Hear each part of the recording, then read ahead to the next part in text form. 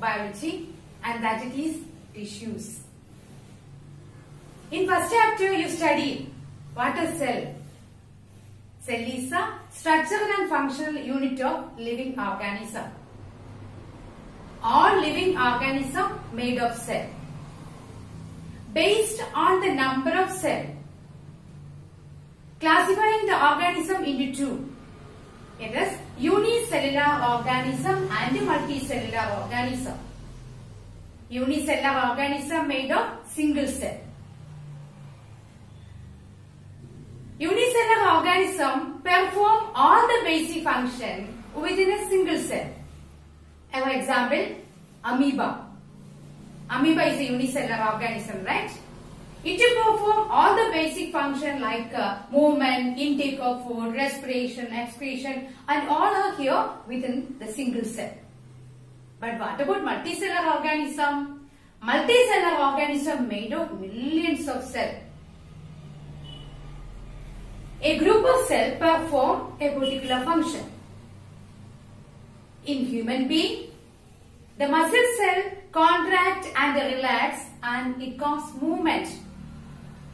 And what about nerve cell? Nerve cell present in human beings that to carry messages.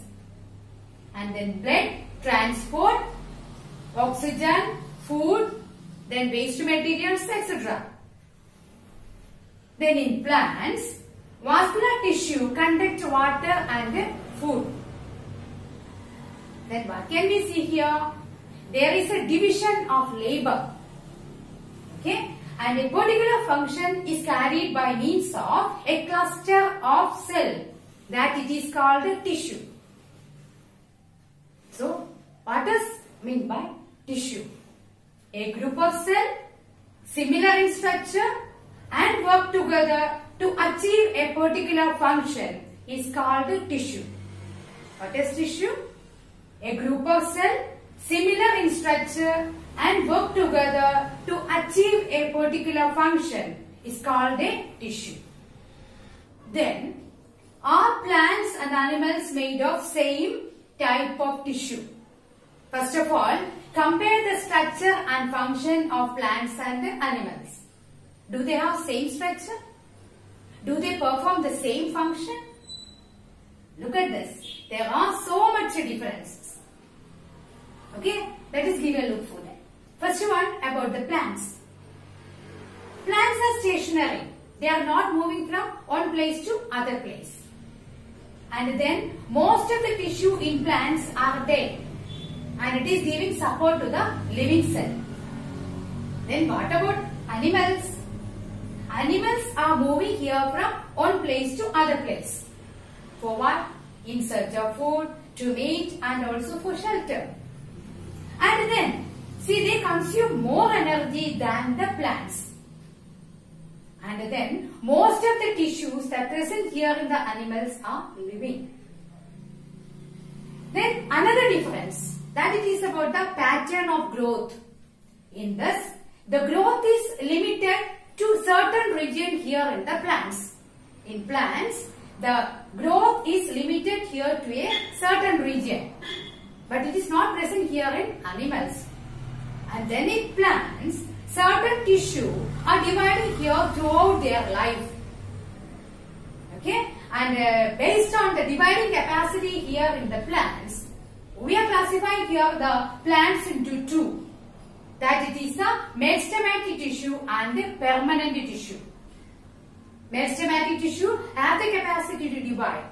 But what about permanent tissue? It has no capacity to divide.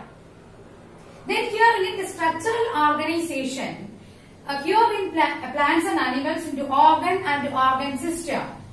It is specialized and localized here in the complex plants and animals. In complex plants and animals, the structural organization here into organ and organ system. There it is specialized and localized. Then based on this feature, we are here to study the more concepts about the tissue. Okay, then about the plant tissues. I told you, based on the dividing capacity, plant tissues are divided here into two. It is meristematic tissue and a permanent tissue. The cell which has the capacity to divide is a meristematic tissue. The cell which lost the capacity to divide is called a permanent tissue. Okay. Then we first study about the meristematic tissue.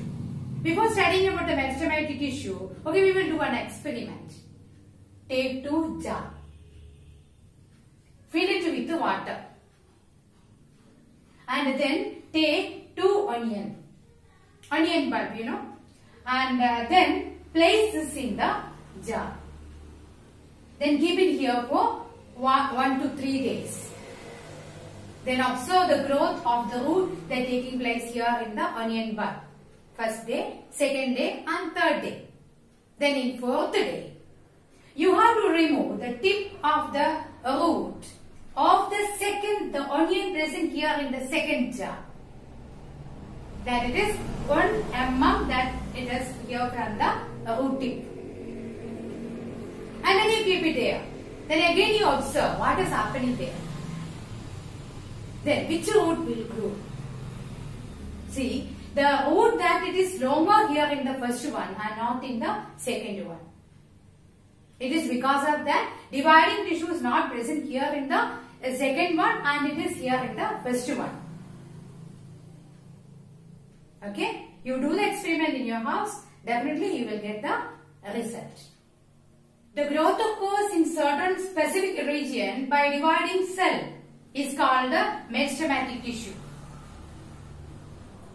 Depending upon the region of meristematic tissue, it is classified into 3. It is apical meristem, lateral meristem and intercalary meristem. The meristematic tissue divide to produce a new cell. It to grow and then it to mature and producing here it as the component of other tissue. I told you, based on the position of meristematic tissue, it is divided here into 3. It is apical meristem, lateral meristem and intercalary meristem. In this, the first one, apical meristem. The apical meristem is present on the growing tip of root and stem. Can you see? This is the apical meristem. What is its function? It increases the length of root and the stem. Then second one, it is lateral meristem. This is the position of lateral meristem. The function of lateral meristem is it increases the girth of stem and root. Then third one, it is intercalary meristem. It is present on the base of leaves or internode. Base of leaves or internode. Internode means the place that present in between the 2 nodes is called in the stem is called the internode. Okay, here it is present here on the base and stem. Okay, and then about the characteristics of meristematic cell in meristematic tissue. Okay, what are the characteristics? The first character is that the cells are very active. Second one, it has dense cytoplasm. Third one, it has thin cellulose wall. You know the plant cell is made here with a cell wall, no? And the cell wall is made here with the cellulose. Okay, that cell wall is thin here in the meristematic cell. And then it has a prominent nucleus. Then the other character, it lacks vacuoles. What are vacuoles? It is a clear space that present here in the cytoplasm of a cell. Okay, it lacks vacuole. It has dense cytoplasm. No vacuole is there. Okay, and what we studied today, we studied here about the tissue. Okay, here in the first of all we studied about the plant tissue and what are the different types of plant tissue we studied. Okay, this is the end of this video and we will meet again in the next class. Okay.